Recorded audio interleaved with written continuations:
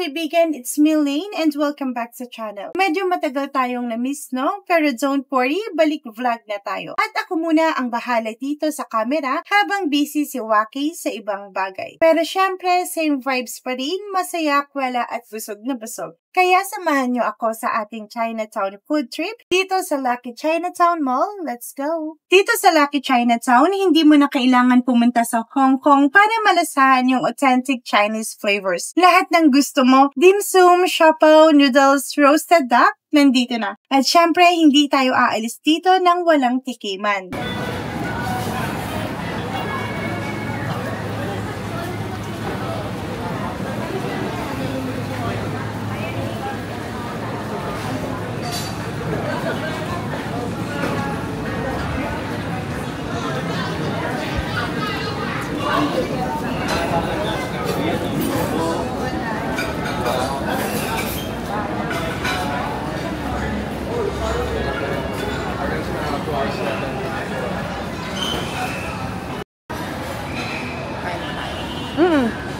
Ayun o.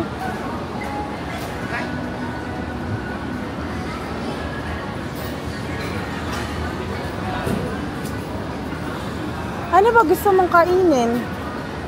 Ako ito ang gusto kong kainin. Ano po ito?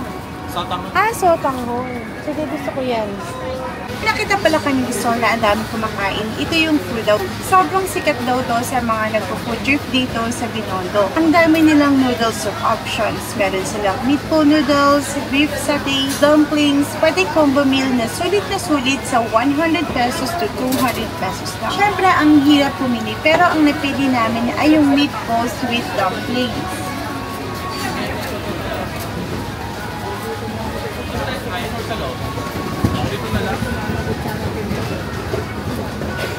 Ay, oo nga.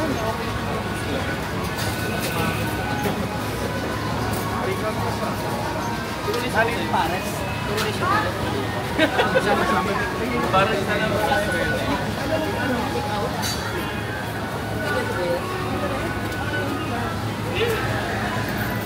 Ano ba yung sa inyo, bro? Sa tingin mo, bro.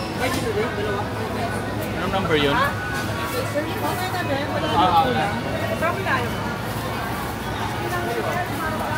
Siyempre, ang hirap pumili. Pero siyempre, go tayo sa gusto natin. At ang napili namin ay ang meatball with dumplings. So, yun. Ay, magimbal.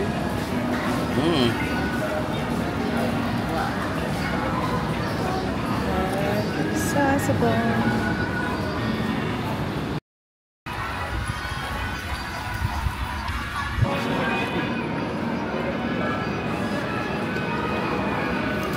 Pinahirapan ko.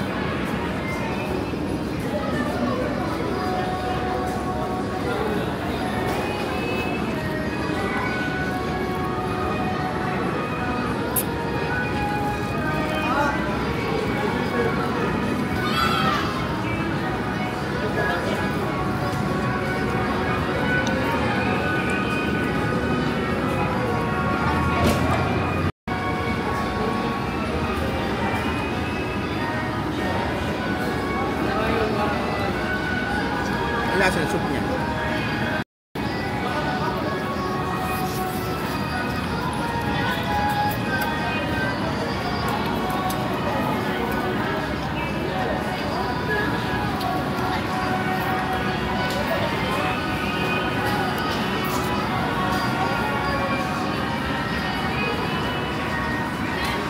So, ayun mga ka-vlogs, ang saya ng food trip natin today. Food daw, solid recommend. Lalo na kung mahilig ka sa noodles at dumpling. Kung gusto nyo ng ganitong chill food vlogs, don't forget to like, share, and subscribe. At comment nyo kung saan tayo kakain next. Divisoria Street Food, Little Tokyo, o Quiapo Hidden Inn. This has been Lane. See you sa next vlog. Bye mga kabahay!